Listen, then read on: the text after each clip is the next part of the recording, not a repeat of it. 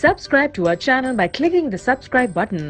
Click the bell button and enjoy the latest uploads from our channel.